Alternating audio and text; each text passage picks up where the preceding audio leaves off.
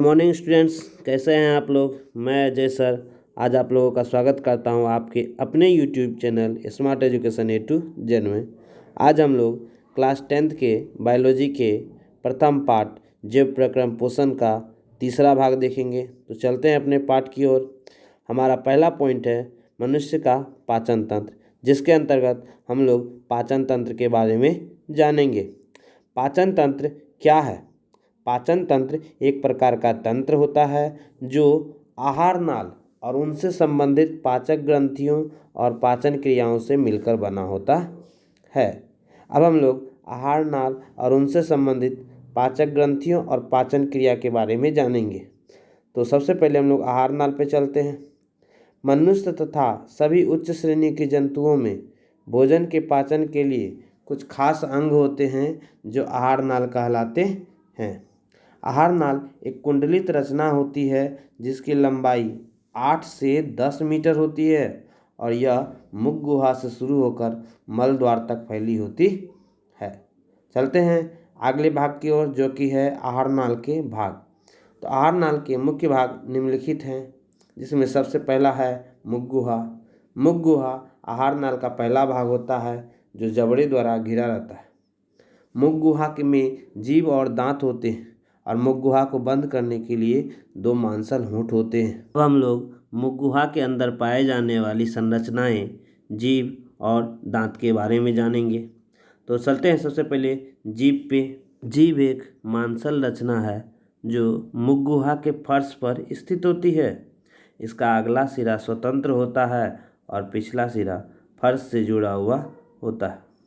जीभ के ऊपरी सतह पर कई छोटे छोटे अंकुर होते हैं जिन्हें स्वाद कलियाँ कहते हैं और ये स्वाद कलियाँ स्वाद कोशिकाओं से मिलकर बनी होती है।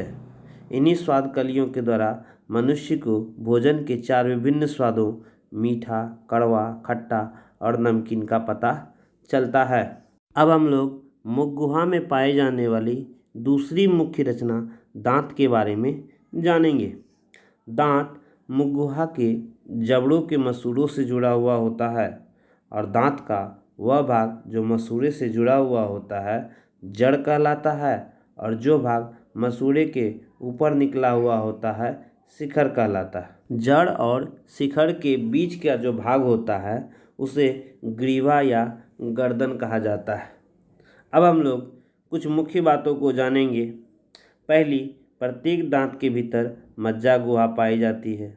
दूसरी, मज्जा गुहा के ऊपर दंतास्थि, जिसे डेंटाइन कहा जाता है, वह हड्डी से भी अधिक कड़ी और पीले रंग की होती है।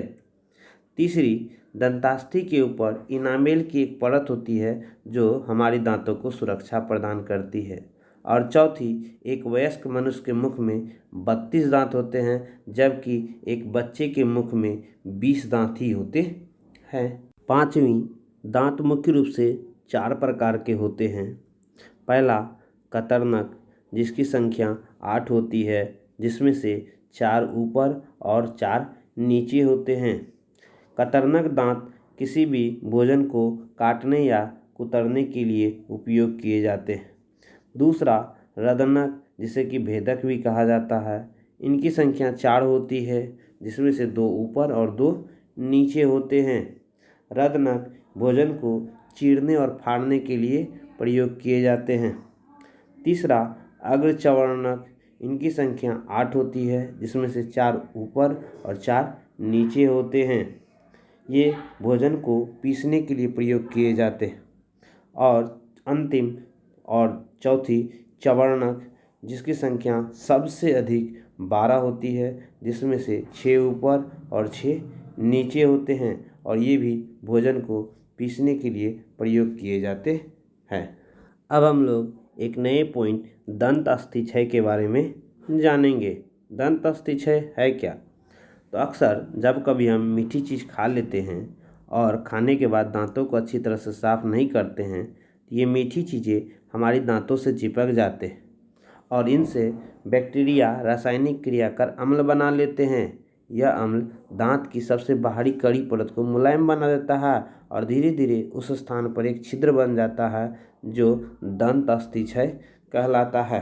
अब हम लोग दंत प्लांक के बारे में जानेंगे। बैक्टीरिया और भोजन के महीन कण जब हमारी दांतों से चिपक जाते हैं तो एक परत का निर्माण करते हैं, और इस परत को जब अच्छी तरह से हम लोग साफ नहीं करते हैं तो यह एक स्थायी परत बन जाती है, और इसी परत को हम लोग दंत पलांग कहते हैं। इसके बाद हम लोग मुख गुहा में पाए जाने वाली लाल ग्रंथियों के बारे में पढ़ेंगे। तो मुख गुहा में मुख्य रूप से 3 जोड़ी लाल ग्रंथियाँ पाई जाती है, जो कि निम्नलिखित है।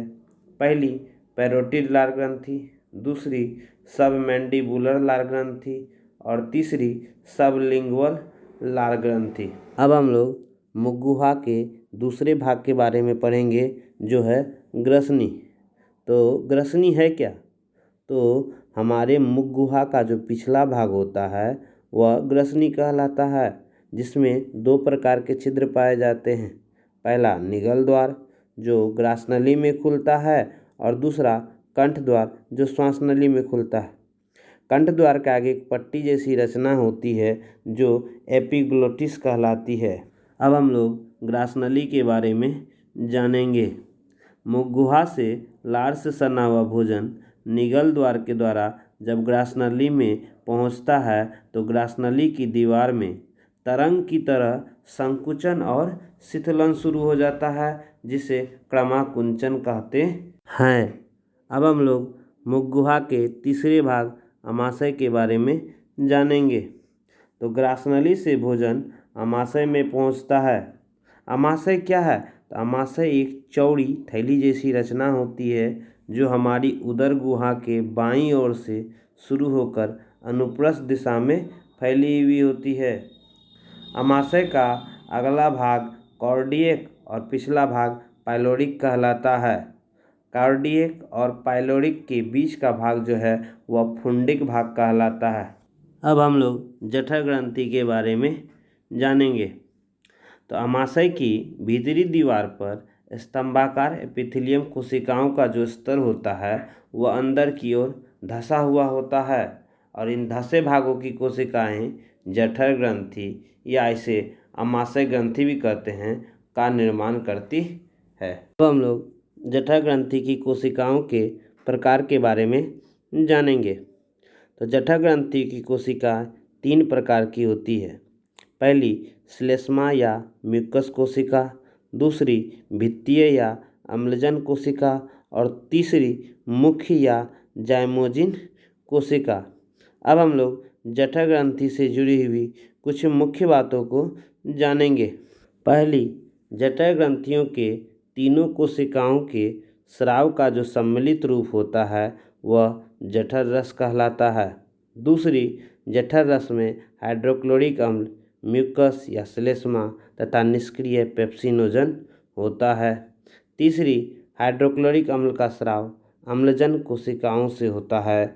यह हाइड्रोक्लोरिक अम्ल निष्क्रिय पेप्सिनोजन को सक्रिय पेप्सिन नामक एंजाइम में बदल देता है। यह पेप्सिन भोजन के प्रोटीन पर कार्य करके उसे पेप्टोन में बदल देता है।